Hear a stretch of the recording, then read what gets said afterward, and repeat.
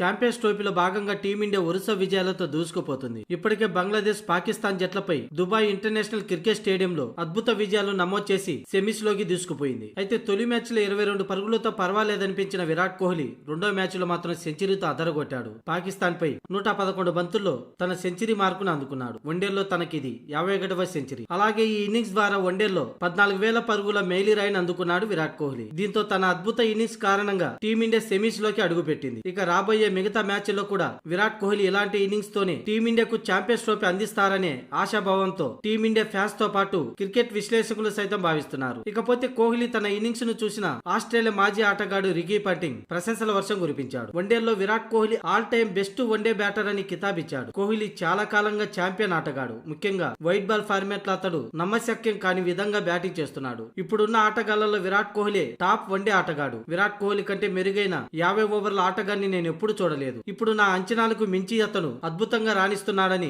Ricky Ponting పేర్కొన్నాడు. సచిన్ కంటే 4,000 పరుగుల వెనకబడి ఉన్నాడు. దీన్ని బట్టి తాను ఎంత అద్భుతంగా ఆడుతున్నాడో అర్థమవుతుంది. ఇక ఇదే ఫామ్ లో కంటిన్యూ చేస్తే ఈ ఛాంపియన్స్ ట్రోఫీని భారత్ కు అందించిన ఆశ్చర్యపోనక్కర్లేదని రికీ పాంటింగ్ పేర్కొన్నాడు.